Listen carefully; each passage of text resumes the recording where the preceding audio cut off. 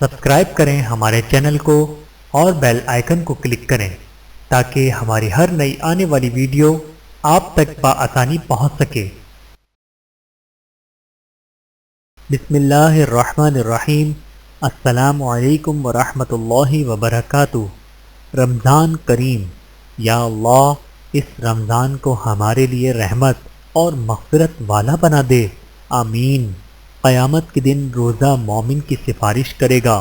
رسول اللہ صلی اللہ علیہ وآلہ وسلم نے فرمایا، روزہ اور قرآن مومن بندے کی سفارش کریں گے۔ روزہ کہے گا، اے میرے پروردگار، میں نے اس کو دن میں کھانے پینے اور شہوت رانی سے روکے رکھا، اس لیے اس کے بارے میں میری سفارش قبول فرما۔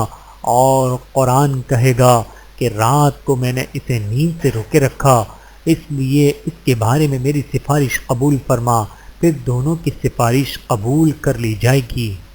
روزے کی اہمیت۔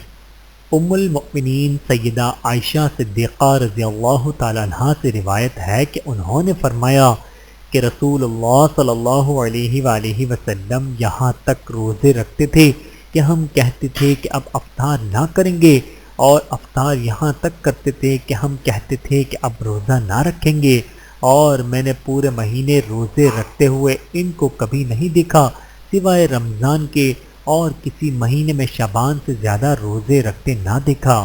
بحوالہ صحیح مسلم۔ ایک دعا جو حضرت جبرائیل علیہ السلام نے مانگی اور جس پر نبی پاک صلی اللہ علیہ وآلہ وسلم نے آمین کہا، ہلاک ہو جائے وہ شخص جس نے رمضان المبارک کو پایا پھر بھی اس کی مغفرت نہ ہوئی۔ رمضان کریم، آسمانی کتاب اور رمضان۔ حضرت واصلہ بن الاسقا رضی اللہ تعالیٰ عنہ سے روایت ہے کہ رسول اللہ صلی اللہ علیہ وآلہ وسلم نے فرمایا، حضرت ابراہیم علیہ السلام کے صحیفے رمضان کی پہلی رات میں نازل ہوئے، تورات 6 رمضان المبارک کو نازل ہوئی، انجیل 13 رمضان المبارک کو نازل ہوئی، زبور 18 رمضان المبارک کو نازل ہوئی، اور قرآن مجید 24 رمضان المبارک کو نازل ہوا۔ بحوالہ طبرانی مستند احمد۔ رسول اکرم صلی اللہ علیہ وآلہ وسلم نے ارشاد فرمایا، جو شخص رمضان کے روزے رکھے اور اس کے بعد شوال میں 6 روزے رکھے تو یہ ہمیشہ روزے رکھنے کی مانند ہے۔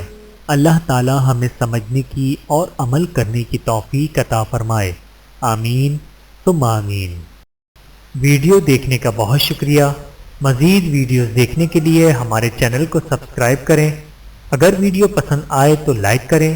اچھی بات کو دوسروں تک پہنچانا صدقہ جاریہ ہے۔ جزاکم اللہ خیرا کثیرا۔ اپنا اور اپنے پیاروں کا بہت زیادہ خیال رکھیے گا اور مجھے دعاؤں میں یاد رکھیے گا۔ Take care. اللہ حافظ۔